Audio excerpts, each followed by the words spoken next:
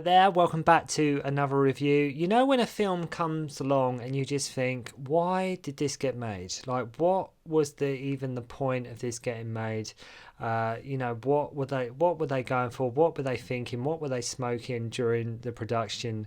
This is one of them kind of films. As you can tell probably from my expression, it's not good. It is not good. So we're going to be having a look at Tekken 2, Kazuya's Revenge, or Kazuya, as I used to call him when I was like younger playing Tekken. I know some people still say Kazuya. I say Kazuya now. But actually, I mix it up between the two, actually. But yeah, this film... Oh, God. Where do I start? If you've seen my review of the first Tekken movie, you know I wasn't a fan. I wasn't a huge fan of it. I mean, credit to the people involved, as I mentioned that review, to at least try to get a Tekken movie. I could see that they were just trying because, at that point Tekken was it'd been around for quite a number of years at that point. So to just have a Tekken movie, that was at least what the fans deserved. But the fans did not deserve this at all. The fans of Tekken deserve way much more than this. There's a lot to get into with this today. I can't just say to you it's bad. If any of you out there have seen this movie, if you've got opinions on it, I mean, if you like this movie, I'd like to know why. It's one of them kind of films. I don't understand the whole why this film was even a thing, why this was even greenlit, what on earth they were trying to do. But, I'd say, when a film is not that great to begin with, and so the first questions you ask yourself is, why was there even a sequel? Then you think, okay, they've made a sequel. Whatever it turns out to be, it can't be any worse than the first film, right? It can't be any worse than what come before, like if the original wasn't that good anyway. And, not only that, but this is made like 5 years after the original Tekken movie, and so... it has about as much to do with that and the Tekken franchise as like riding a jet ski has to do with stamp collecting. The two things have nothing to do with one another.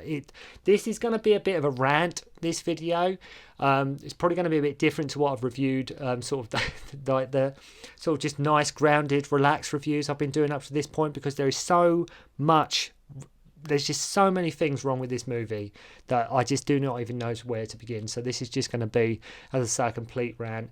I mean, you get Tagawa come back, Gary Daniels return from the previous movie. So the film producers had to make sure they they have to make sure, like I said, they make an appearance on the back here and like their fighting stances and things like that, just to make sure like it is, you might remember them from the first movie. What gets me is as well, I mean, they had to get them on the cover and in the promotional posters. I say, bearing in mind, they look nothing like they did in the first movie, and they definitely do not look like anything they do in the game. I mean, you can't see Gary Daniels there, but that's not Brian Fury. Like, that's not Heihachi Mishima. That's not what they look like. Not taking away anything from Gary Daniels. It's not their fault. But the filmmakers in, like, here, what on earth was going on? What was going on with this? I mean, who or what was this film made for? It's almost like they just turned up for their scenes, done their dialogue and left and just got their fees. That's sort of how this is coming. It's like Gary Daniels come in, took his money, done what he needed to do, and then just walked off. There's not even... Costumes in this is another big... I mean, I've got so much going around in my mind right now, that stuff that really does grind my gears so much about this movie. I mean, the title, even the cover, the title of the film... why? Why settle on that title? And they Tekken 2, as though it's going to be like a follow-on from the first movie. Forget it. Absolutely forget it. I say the title is god awful, and like I say, I just view the whole film as an insult to not just Tekken, but movies and like especially video game adaptations in general. It is an insult. Whenever anybody says, like, what's a really bad video game adaptation, like in a movie, just point them towards Tekken 2, and this is a bad video game adaptation. They were probably thinking they were being really clever, setting it like a Kazuya sort of origin story, but it's not even an origin story. It's just absolute mess, an absolute mess. This should be one of the holy grails of how not to do a movie adaptation on a video game. I may be even so bold as to say Street Fighter: The Legend of Chun-Li wasn't as bad as this, but that's pushing it. I know that is pushing it, but as I say, a lot to get through. Made in 2014, the film stars Kane Kosugi, son of Sho Kosugi, who most famously sort of ninja films and being in Black Eagle with Van Damme.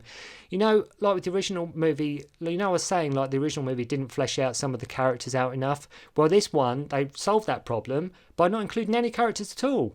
Not including any Tekken characters at all. They don't even include them. You know, there's not any single Tekken characters in it apart from 3. There's 3 Tekken characters in it. 2 of them you don't even see that much, and the other one is about as much to, like, it has nothing. It's not Kazuya. It's not. I say it's not against the people in this film. It's just the way it's done and the way it's handled. So Kazuya, played by Kane Kosugi, wakes up in this hotel room. I mean, the whole plot is him trying to remember who he was and his name, even though we can't go on that journey with him since his name's in the title anyway, and we already know his title. So the mystery that this character's going through, who am I, who am I, who am I, we can't go on that journey with him because we already know who you are. So the whole film for us is just like, well, you figure it out. We know who you are. So why should we even care? If you all the way through, another thing as well. Even if you watch the whole movie, like from start to finish, not what it's called Kazuya's revenge. He doesn't get revenge. He doesn't at any point get revenge for anything. He doesn't get revenge for nothing in this movie. There is no pay. He doesn't get revenge for one single thing. So he wakes up in a hotel room, gets dressed, doesn't even brush his teeth. The title of the film is on the screen for like 2 seconds. Gets out, and then some SWAT guys are after him, and he gets run over, and then he's taken to this minister guy, and he finds out he has this bomb in his chest, and this minister guy wants him to do these jobs for him, and if he doesn't, he's going to blow him up. So the minister gives him the name K, and all Kazuya does throughout with no personality, he's asked like the same generic questions over and over again. He's sort of, why me? You know, who am I? What do you want from me? As just such wooden acting here. I mean, I know there's only so much you can do with that dialogue, but God, it's just, what is going on? What is going on? So he randomly walks into a room and has like this sparring match with these 2 dudes. At this point, you're thinking, right, so this is a Tekken movie. I'm definitely watching the Tekken movie. As I say, this film makes the first film look like a godsend to the Tekken franchise. At least the first film was trying somewhat, do you know what I mean? At least the first film, it did get a lot wrong, the first film, but at least it was, give or take, a Tekken movie. It did get some elements of it right, you know, but this film is just nothing to do with Tekken. So then this woman starts to sort of ride him while he's sleeping at one point. Then we have like weapons training. It's the classic, I don't use guns, I don't kill people. So he's just been, like I say, he's got the bomb in his chest. He's like, you got to go on these missions for me. Oh, don't kill people. There's just so many people in boring clothes, in boring backgrounds, in boring locations. And nothing pops out. Nothing jumps out of the camera at all. He befriends this janitor there. We find out this janitor's son killed his wife. Minister spots them talking. So you think, okay, this guy who's bonding with it, he's probably going to die. I mean, what is the point? There's no point of him bonding with this janitor guy whatsoever. There is no payoff, doesn't go anywhere. There is no point whatsoever these 2 even become friends. It's just something that happens. We see Cary Tagawa as Heihachi watching it. I mean, this film, big Gary Daniels fan, big Cary Tagawa fan, but they're just wasted here. And like I say, you really do get the impression they just turned up, got their money and left. And to be honest, I don't blame them, but it's the film producers and the script writers and just everything I have a big problem with this movie. So we watched Kazuya sort of do loads of fights with randoms. After defeating an opponent, the minister says he has to kill this guy or the janitor, and he won't kill either at this point because, like I say, he doesn't kill. You know, like in Guile in the Street Fighter animated series, like, I don't use guns. Guns are for wimps. This Kazuya's a lot like that. He's sort of like, I'm not going to kill either one of them. Then out of nowhere, the minister, bearing in mind he wants him to kill people, this is what he wants him to do. He randomly says, yeah, he's ready. I thought you wanted him to kill people. That was the whole point. You gave him a choice. And just because he says, no, I'm not going to do that, you decide, no, he's ready. He's up for the challenge now. He's ready.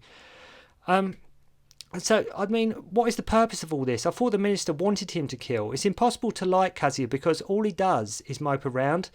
He just mopes and mopes and mopes and mopes. I understand sort of he doesn't know who he is. He's sort of got memory loss. But he doesn't... If you look at sort of Guy Pearce in Memento, at least there was some character there was some personality there. This guy, he's just sort of walking around looking mean, looking moody, and just looking frankly bored, to be honest with you. He's just looking absolutely bored out of his mind. And he says he won't kill, then he kills a guy because they find out this guy is sort of killing kids or something. So he gets given this apartment, and there's so much slow motion. There's so much slow motion when there doesn't even need to be slow motion. There's slow motion of them walking out the apartment building. There's slow motion of them walking in a club. There's slow motion of them walking down a hallway. The slow motion in this film just doesn't stop. And you know the filmmakers think, I'm being really cool here. I'm setting a tone. I'm setting a vibe. No, you're not. It's just boring. We're just watching two people walk in slow motion.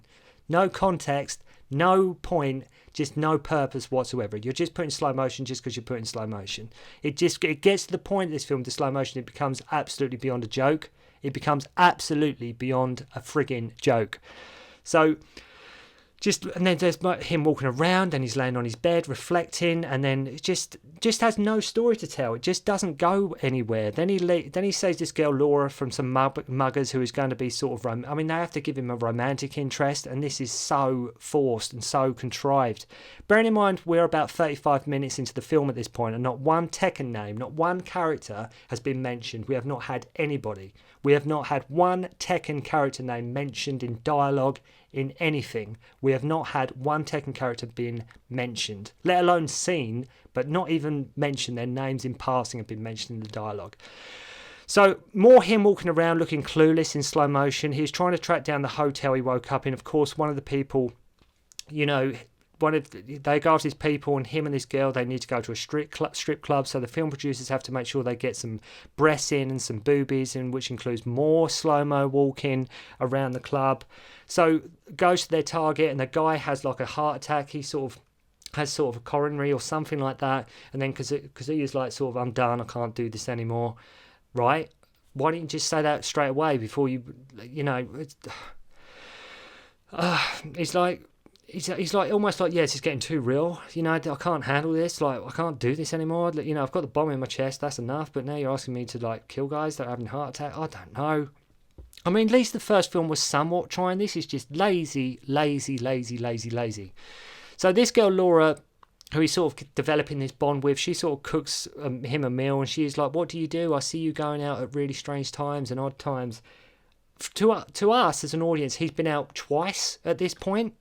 He's only been out once or twice, to go after these targets. She's making out like he's going out all hours doing God knows what. I mean, I don't know what Kazuya you're seeing. Like, he's got some all-night party life going on. The Kazuya that I'm seeing on screen is boring. He's been out twice to go after two targets. That is it. Where are you getting that he goes out really odd hours from? Where are you getting that?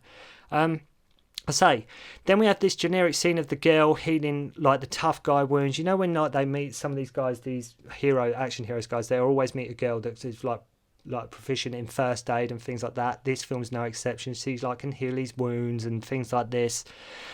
It's the kind of film like you can watch and do your online shopping with at the same time. So little happens in the movie. It's the kind of film you can have on and just be totally oblivious to, because you're not going to be missing anything. So little happens. He goes to a hotel and finds his initials in their signing book, KM. So Kazuya Mishima. Could that be what it means? I don't know. It could be. I don't know. As an audience, we're thinking, is it Kazuya? I don't know at this point. Oh my God, who cares? Getting closer to a Tekken name, but you can only see it in writing, and even then it's only initials. God's sake. And don't worry, we're only like an hour in at this point. This is 1 hour into the movie. This is 1 hour in. So Gary Daniels as Brian Fury comes back, who is one of Kazuya's targets, and says this isn't what it seems to be, and he has like the minister's mark on him. So it turns out this girl Laura, not only is she good at first aid and like healing wounds and scars and things like that, she's also good at bomb removal and bomb disposal, because she manages to take out this bomb from Kazuya's chest. She manages to remove that with her little resources that she's got. Not worried about getting blown up herself or anything. She manages to just take out the bomb that easy. And if it was that easy, why didn't all the past the minister's assassins do that as well? If that's all we had over them through blackmail, why couldn't they just... She took it out no problem. She took it out no problem whatsoever. So just, and just so happens she's in the room next to him as well. So, so what are the odds? For someone with medical knowledge and bomb disposal knowledge, she can just right in the room next to me. Just go figure. Go figure. Plot convenience? Nah, surely not. So they get it on. Yes, more breasts and more slow-mo and just, yeah, great. Well, where's Tekken? Where's Tekken? Where's Tekken characters? Where's fight scenes? Where is Tekken? Where's the King of the Iron Fist? Where is Tekken? So with no context, no chemistry between these two whatsoever. So Brian Fury contacts Kazuya again, says the minister wants him dead, and even then they walk out the room, him and this girl, and it's still in flipping slow motion. It doesn't end. If you watch this film, it almost becomes like a drinking game, like how laughable this slow motion is. So they go to the minister, and the girl he is working with just stabs the minister, just kills him that easily. There's no big sort of showdown, big payoff, big climax. She just walks in and just kills him. She just stabs him so easily. There's no build up to this. They just both walk in there, she stabs him, that's it, minister's gone. Because she sort of comes onto Kazuya's side. Bearing in mind she was totally on the minister's side at this point. And all the people doing this film just look so moody. And they go to this place. They go back to where he was the place where Kazuya was staying, and find out Laura, this girl he was getting on with, the bomb disposal expert, has been taken. So they go to the Gentech factory, and oh my god, the slow motion again. Walk in, slow motion, moody, slow motion. So Tagawa shows up, who says he's had Kazuya brainwashed and sent him into the wilderness, kind of sort of ancient Spartans did or something, to see if he could survive, which is sort of like the game. That is sort of how Heihachi did treat Kazuya in the games. I know, getting in, not too into the Tekken lore, but I can see where they're getting that from. I can see where they are getting that sort of idea from, of the rivalry and the relationship between Heihachi and Kazuya. But it's just not done well. It's just not done well. So turns out he gets Laura brainwashed too, and he kisses her, then he sort of kills her somehow, even though I don't think you really see sort of how he kills her. They just sort of kiss and then she sort of dies. Then if you watch that scene as well, Heihachi sort of teleports. He goes to attack him. Kazuya goes to attack Heihachi, and then suddenly Heihachi is right behind him on this stairwell. It's really odd. He just sort of teleports. Doesn't actually teleport. It's just 1 minute he's there, then he's there. It's just, what is going on? Not even sure if it's explained how he actually kills Laura, the girl. So then we have yet again. This is the biggest thing that really rounded the film off to the point where I just, you have the end fight sequence. So you think, oh, okay, please bring in some Tekken character. Please bring in somebody. Bring in Lee from Tekken, right? Bring in Heihachi's adopted son, Lee. Bring Lee in. At least that'll be somebody else from Tekken who we know, and it'll be explained sort of why he's fighting Kazuya and he's on Heihachi's side. Don't get that at all. Two random guys in boring clothes. No idea who they are, standard clothes, standard fight sequences, nothing here whatsoever, just boring stuff. Who are they? Who are he? I do not care. There's no context whatsoever with this film. Bearing in mind, as I say, this is the end fight. Like I said, why couldn't they have just brought Lee in? It would have just given it something, just with Lee being the adopted son of Heihachi, and then we just see Heihachi looking over Tekken City, and that's the end. That is the end of the film. Moody, boring people in boring places having boring fights, looking bored in slow motion. That is what this film is. I hate this movie. It's an insult to video game movies. It's an insult to Tekken. And it's an insult to anybody with any intelligence. This film is absolutely terrible. So this is a proper rant, but one I had to get out of my system because this film just annoys me so much, and it just drives me into a pit of despair that this is what the powers that be, who have money, who get the opportunity to make a film based on a video game franchise, especially one as loved so much as Tekken. This is what they think the fans want. I said the cover's bad, the title's bad, the film's bad, the action's bad, everything in it is just bad. It is just terrible. Absolutely terrible. So if you've seen Tekken 2, if you hate it as much as I do, if you think it's a general piece of absolute crap like I do, then please let me know in the comments below. If you like this movie, I want to know why. I need to know why you like this movie, because I just do not get it. I just do not know what was going on with the production of this film and what on earth they were thinking. So thank you very much indeed for watching the review. Sorry this was a big, like almost 20-minute rant, but I just had to get it out of my system. So again, thank you very much indeed for watching. Hope you enjoyed, and I'll see you again soon.